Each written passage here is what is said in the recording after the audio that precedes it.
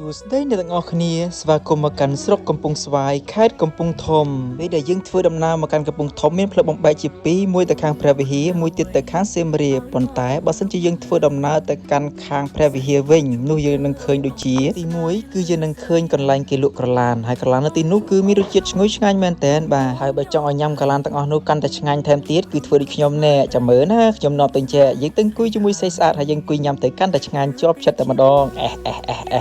តែសូមប្រុងប្រយ័ត្នណាប្រយ័ត្នប៉ះសង្សារគេឬក៏ប្រពន្ធគេចេញពីនឹងទៅបន្តទៅមុខទៀតយើងនឹងទៅដល់កន្លែងភូមិវ៉ាយូហើយនៅវ៉ាយូនោះឯងមានរមណីយដ្ឋានមួយដែលកំពុងតែរះថ្មីឡើងដែលត្រូវបានប្រជាជននៅទីនោះបានដាក់រហស្សនាមឲ្យថាអូត្រពាំងថ្មដែលត្រូវបានលម្អដោយកញ្ចុះនៅលើផ្ទៃទឹកមិនថាថ្ងៃក្តៅយ៉ាងណាអង្គុយនៅលើកញ្ចុះហ្នឹងទៅគឺមានអារម្មណ៍ថាត្រជាក់ពីព្រោះថាគឺមានទឹកហូរនៅពីក្រោមកញ្ចុះហ្នឹងឯងដែលបងប្អូនអាចទៅលេងញ៉ាំអាហារដោយសេចក្តីរីករាយសម្រាប់ទីតាំងរមណីយដ្ឋានមួយនេះវិញគឺនៅពីក្រោយវត្តវិបស្សនាដែលអ្នកខ្លះគេហៅថាវត្តវ៉ាយូហ្នឹងណាយើងជិះទៅតាមវត្តហ្នឹងឯងរហូតទៅខាងក្រោយទៅចម្ងាយប្រមាណប្រហែលជាជិត1គីឡូដែរបានយើងដល់រមណីយដ្ឋានមួយហ្នឹងបើសិនជាអ្នកទាំងអស់គ្នាចង់មើលវីដេអូនឹងបន្ថែមទៀតអ្នកទាំងគ្នាអាចចូលមើលខាងក្នុង link នៅក្រោម comment របស់ខ្ញុំទៅខ្ញុំដាក់ឲ្យដោយសារតែបើសិនជាខ្ញុំបញ្ចូលនៅក្នុងនឹងទាំងអស់អាចវីដេអូនឹងអាចរៀងវែងអញ្ចឹងណាដូច្នេះហើយអ្នកទាំងអស់គ្នាអាចចូលទៅទស្សនានៅក្នុង channel YouTube របស់ខ្ញុំបានបន្តមកទៀតយើងក៏ធ្វើដំណើរទៅខាងសៀមរាបម្ដងនៅក្នុងស្រុកកំពង់ស្វាយមានចំនួន11ឃុំមានដូចជាឃុំជ័យដំរីស្លាប់កំពង់គោ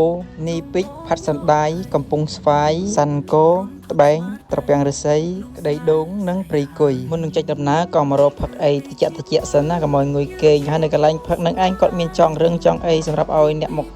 ចូលនៅនឹងអាចគេងលេងអីអញ្ចឹងណាគឺនិយាយរួមទៅការធ្វើបែបហ្នឹងគឺពិតជាល្អមែនទែនដែលធ្វើឲ្យដំណើរគាត់អាចចូលសម្រាកបានណាហើយពេលដែលយើងធ្វើដំណើរនៅតាមផ្លូវហ្នឹងយើងក៏អាចគយគន់អំពីទេសភាពតាមវាលស្រែដ៏ខៀវស្រងាត់ផងដែរហើយបើសិនជាអ្នកទាំងអស់គ្នាធ្វើដំណើរផ្លូវឆ្ងាយនឿយហត់ទេអាចចូលសម្រាកនៅរមណីយដ្ឋានព្រៃប្រោះក៏បានបាទចូលសម្រាកញ៉ាំអាហារនៅទីនោះទៅអារម្មណ៍ត្រជាក់ស្រស់ស្រាយជាមួយនឹងបរិយាកាសបែបឈីលបែបត្រជាក់ដែលខ្យល់បក់ផាត់ចេញពីបឹងព្រៃប្រោះហ្នឹងមកណាយើងអាចចូលសម្រាកលេងក៏បានចូលគេងលេងក៏បានចូលញ៉ាំអាហារក៏បាននិយាយរួមទៅគឺមកសប្បាយតែម្ដងពេលដែលយើងធ្វើដំណើរចេញពីព្រៃប្រោះហ្នឹងទៅយើងនឹងទៅដល់ឃុំសាន់កោហើយនៅឃុំសាន់កោហ្នឹងឯងមានភូមិមួយដែលគេធ្វើបំបុកអញ្ចឹងឲ្យតែអ្នកទាំងគ្នាធ្វើដំណើរកាត់ផ្លូវជាតិលេខ6ជិះមកដល់កន្លែងគេឃើញគេបុកអីអាហ្នឹងគឺហៅថាសាន់កោហ្នឹងឯងខេត្តកំពង់ធំមានតែមួយកន្លែងហ្នឹងឯងដែលពុះពេញទៅដោយការបុកអំបុកហើយគេបុកលក់ទាំងប្រាំងទាំងវស្សាតែម្ដងអ្នកណាដែលចង់ញ៉ាំអំបុកអីទេអាចមកលេងសាន់កោបាននិយាយពីកន្លែងបុកអំបុកវិញគឺទំនើបមែនតើឥឡូវពីមុនធ្លាប់តែយើងលីងដៃបុកអីណាតែឥឡូវអត់ទេប្រើតែម៉ាស៊ីនធ្វើតែម្នាក់ឯងទេបាទលីងម៉ាស៊ីន